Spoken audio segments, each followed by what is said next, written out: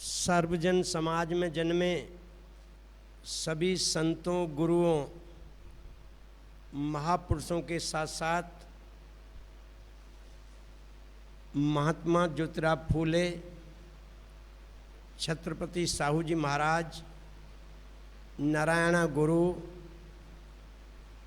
बिरसा मुंडा, कबीर साहब, संत रविदास साहब, संत भीम भोई, सभी को नमन करने के पश्चात भारतीय संविधान के निर्माता, भारत रत्न, परम पूज्य बाबा साहब डॉक्टर भीमराव अंबेडकर एवं वामसेफ DS4 बहुजन समाज पार्टी के संस्थापक मान्यवर कांशीराम साहब के चित्रों को नमन करते हुए आज गुजरात प्रदेश के सुरेंद्रनगर जिले में बहुजन समाज पार्टी के तत्वाधान में आज के इस सामुदायिक भवन में आयोजित हमारे साथ मंच पर बैठे हुए बहुजन समाज पार्टी गुजरात प्रदेश के प्रदेश अध्यक्ष श्रद्धेय अशोक चावड़ा जी, हमारे साथ दूसरे अतिथि बैठे हुए जोन कोऑर्डिनेटर प्रदेश के महासचिव भाई मोहन रखैया जी, प्रदेश के सचिव भाई विपिन भाई सोलंकी जी, सुरेंद्रनगर जिले के जिलाध्यक्ष शैलेश भाई परमार जी और जिले के जिला महासचिव और संचालन कर रहे भाई हर्षद भाई परमार जी और आज शहर अध्यक्ष के पद पर मनोनीत किए गए चंदू भाई परमार जी, इस मीटिंग में उपस्थित मेरे सभी सम्मानित बुजुर्गों, सम्मानित महिलाएं, नौजवान साथियों, दोस्तों, मैं पहली बार सुरेंद्रनगर जिले में आपके बीच में पहुंचा हूं। ज़्यादा मुझे जानकारी नहीं है, लेकिन हम लोग किस लिए आए हैं उसके बारे में मैं बता सकता हूं। और आप लोग जो यहाँ पर इकट्ठा हुए हैं, हमारी ज़िले की टीम के द्वारा आपको यहाँ पर बुलाया गया है, उसका क्या मकसद है, क्या उद्देश्य है। जब तक हम लोग जिस बात को सुनने जा रहे हैं, जिन लोगों के बीच में जा रहे हैं, उसके बारे में ज्ञान नहीं है, पता नहीं है, क्या सुनाया जाएगा, क्या वहाँ पर होगा, एक उत्सुकता बनी रहती है। जैसा कि आप जानते हैं, ये राजनीतिक मंच है, प्रचार भी हुआ है, बहुजन समाज पार्टी की मीटिंग है, तो इसमें राजनीतिक चर्चा ही हो सकती है। लेकिन हम लोग राजनीति के साथ साथ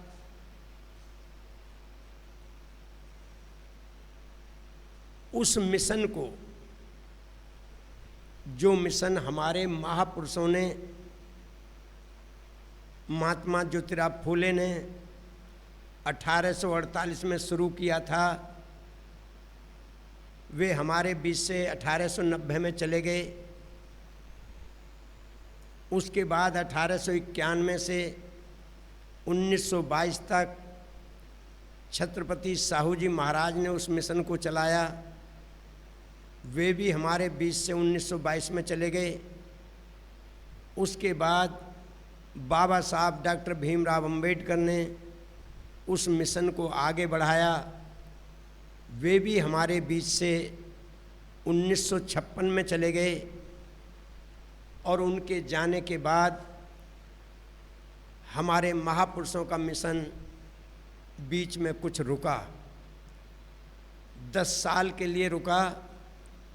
लेकिन 1966 में मान्यवर कांशीराम साहब ने अपनी नौकरी से इस्तीफा देकर उस मिशन के लिए, जिस मिशन को लोग कहना शुरू कर दिया था कि बाबा का मिशन तो बहुत अच्छा है पर चल नहीं सकता, तो मान्यवर कांशीराम साहब ने कहा जब बाबा साहब का मिशन अच्छा है तो फिर चल क्यों नहीं सकता, मैं उस मिशन को चलाऊंगा।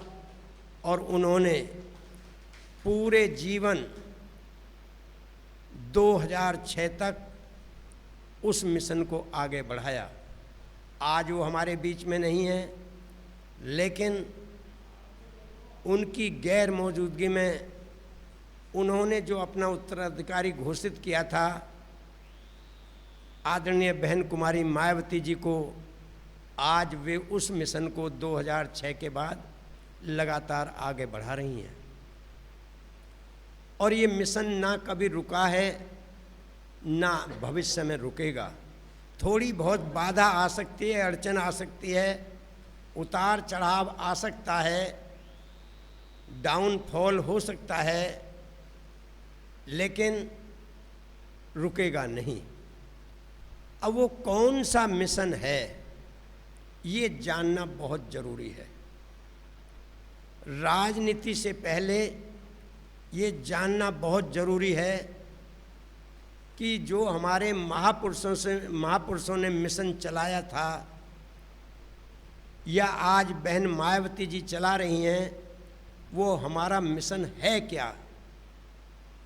वो मिशन है इस देश के अंदर बाबा साहब डॉक्टर अंबेडकर ने 25 नवंबर 1949 को संविधान सभा में संविधान को बनाते समय आखिरी बहस का आखिरी दिन जवाब देते हुए उन्होंने ये बात दोहराई थी। कौन सी बात दोहराई थी कि 26 जनवरी सन 1950 को जब इस देश का संविधान लागू होगा तो इस देश के नागरिक दोहरे जीवन में प्रवेश करेंगे। जो विषम भरी व्यवस्था होगी, राजनीतिक क्षेत्र में सब लोग बराबरी पर होंगे, कोई छोटा बड़ा नहीं होगा, सबको एक जैसा अधिकार होगा। 1 मैन 1 वोट, 1 वोट 1 वैल्यू। इस वोट के अधिकार को दिलाने में बाबा साहब को कितना संघर्ष करना पड़ा। नेहरू जी और गांधी जी का सबसे पहले ये कहना था कि वोट डालने का अधिकार सिर्फ पढ़े लिखे लोगों को होना चाहिए। वोट डालने का अधिकार सिर्फ राजा महाराजा जमींदारों को होना चाहिए। वोट देने का अधिकार सिर्फ पुरुषों को होना चाहिए, महिलाओं को नहीं होना चाहिए। वोट देने का अधिकार सिर्फ हिंदुओं को होना चाहिए, मुसलमानों को नहीं होना चाहिए। लेकिन बाबा साहब ने बड़ी बुद्धिमता से, बड़े संघर्ष के बाद उनको ये समझाने में सफल हुए कि आप लोग सीधे सीधे क्यों नहीं कहना चाहते कि हम इस देश के गरीब, कमज़ोर, शूद्र समाज के लोगों को वोट का अधिकार देना नहीं चाहते। तुमने इन शूद्रों को, कौन शूद्र? SC ST OBC के लोग। SC ST OBC कौन? नाई, गडरिया, कुम्हार, धीमर, अहीर, गुजर, जाट, जाटव, वाल्मीक, धोबी, नट, कंजर, सांसी, मीणा, भील, बलाई, बैरवा, मेघवाल, रैगर, बुनकर, डोम, गाना, पाड़ा, घासी, हांडी। इन लोगों को तुमने मनुस्मृति में लिखवा रखा है कि अगर ये पढ़ने की कोशिश करें तो इनकी जीभ काट लो, अगर ये सुनने की कोशिश करें तो इनके कान में शीशा पिघला करके डाल दो। जब पढ़ने का अधिकार ही नहीं है इस शूद्र समाज को, तो इनमें हाई स्कूल या मैट्रिक पास कहाँ से आएंगे? बाबा साहब ने कहा, मेरा कहना है इस देश के अंदर चाहे पढ़ा लिखा है चाहे अनपढ़ है, जमीन वाला है चाहे बेजमीन वाला है, हिंदू है चाहे मुसलमान है, औरत है चाहे पुरुष है, रानी है चाहे मेहतरानी है, राजा है चाहे फकीर है, उन सबको वोट का अधिकार होगा जिन्होंने इस देश में जन्म लिया है और 21 साल की उम्र पूरी कर ली है। तो आज आप लोग जो इस हॉल में बैठे हुए हैं, आपको जो ये वोट का अधिकार मिला है, ये किसी भगवान की देन नहीं है, किसी ईश्वर की देन नहीं है, किसी देवी देवता की देन नहीं है, किसी कांग्रेस बीजेपी की देन नहीं है, गांधी नेहरू की देन नहीं है। अगर देन है तो ये बाबा साहब डॉक्टर भीमराव अंबेडकर की देन है। तो उन्होंने one man one vote one value, समानता का अधिकार, बराबरी का अधिकार संविधान में दे दिया। लेकिन उन्होंने कहा कि दूसरी तरफ,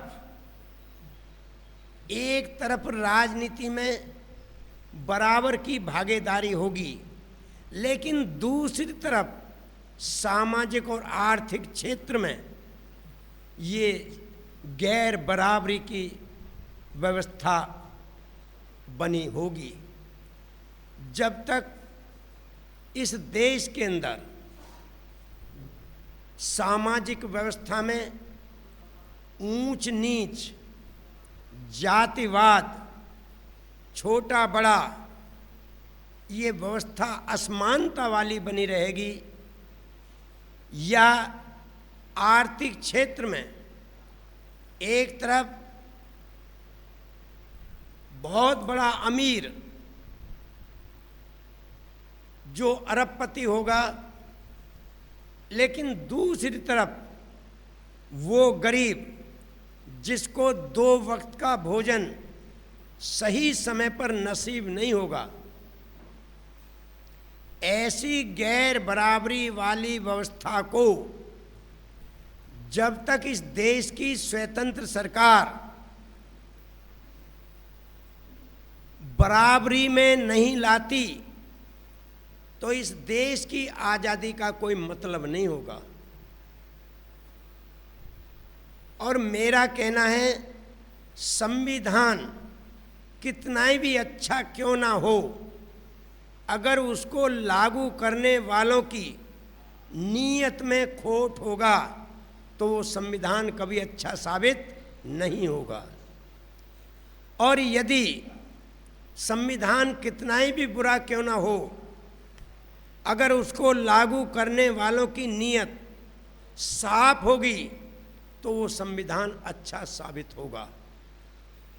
और आज देश को आज़ाद हुए 70 साल से ज़्यादा हो चुके हैं, लेकिन ये सामाजिक आर्थिक जो गैर बराबरी 70 साल से बराबर चली आ रही है,